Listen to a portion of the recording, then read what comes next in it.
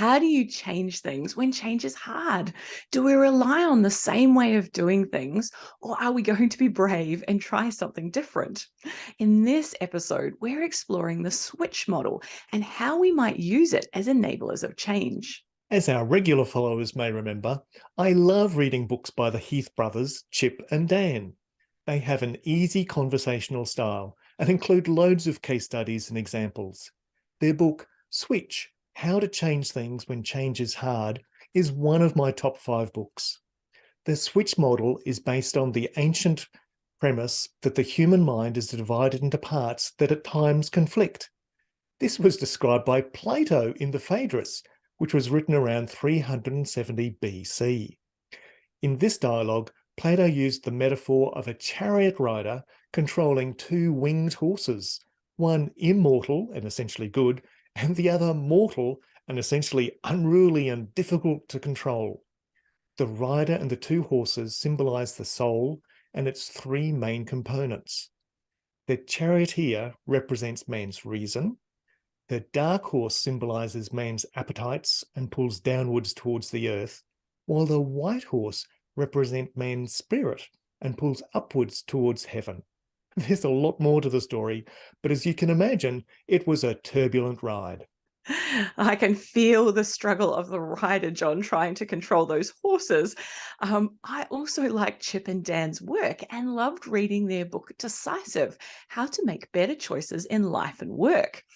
Almost 20 centuries after Plato's work, Sigmund Freud published his controversial essay in 1920, Beyond the Pleasure Principle. In it, he proposed the mind is divided into 3 parts: the ego, the rational conscious self; the superego, the conscience which relates to society's rules and norms; and the id, the desire for immediate pleasure. Now, we won't go down the rabbit hole of discussing Freud's work, but the important thing to note is that there are 3 parts to the mind, similar to Plato's philosophy. And did you know, Denise, that Freud is attributed with saying that time spent with cats is never wasted? That's probably an urban myth, but I'm sure it's music to your ears. Anyway, more recently in 2006, the psychologist Jonathan Haidt used the metaphor of an elephant and its rider to represent the divided mind with its automatic and controlled behaviours.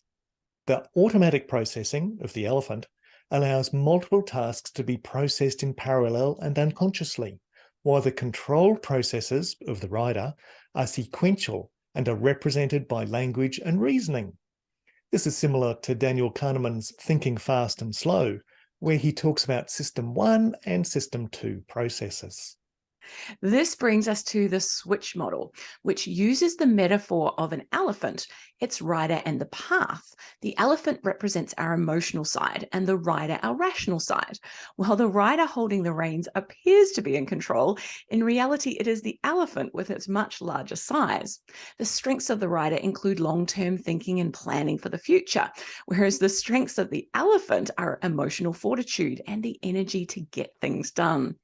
On the other hand, the weaknesses of the writer include a tendency to overanalyze and overthink situations, resulting in analysis paralysis.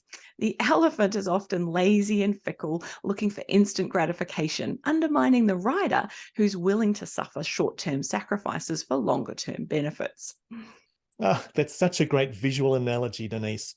I can just imagine the rider and the elephant struggling. For effective change, we need to appeal to both the elephant, which provides the energy, and the rider, which provides planning and direction. The third element of the model is the path, the surrounding environment, which considers structural changes that support the desired change. By designing the path to avoid distractions or temptations, it's possible to create a supportive environment for change.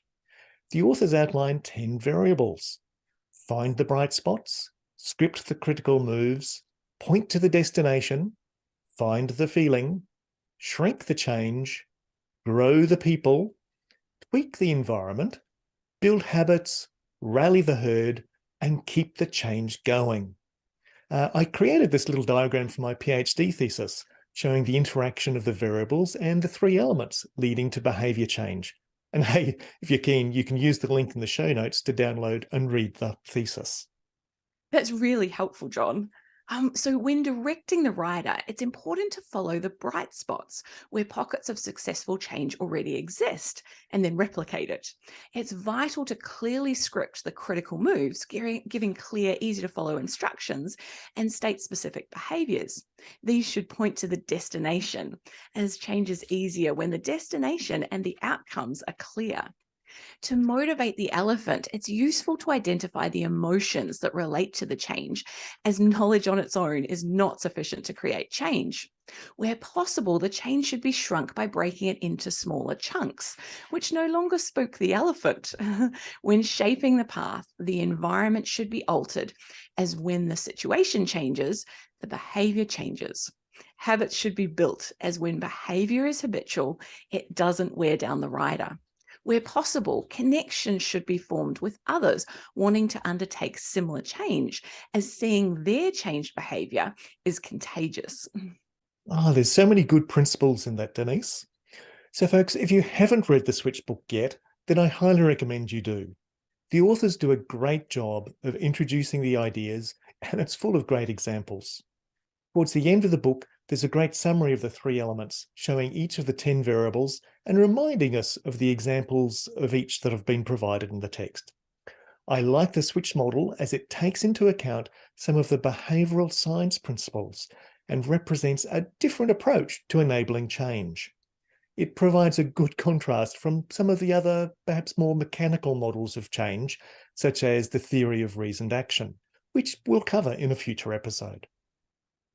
As a special bonus, we found this great short video narrated by Dan Heath, which you might enjoy. That's in the show notes.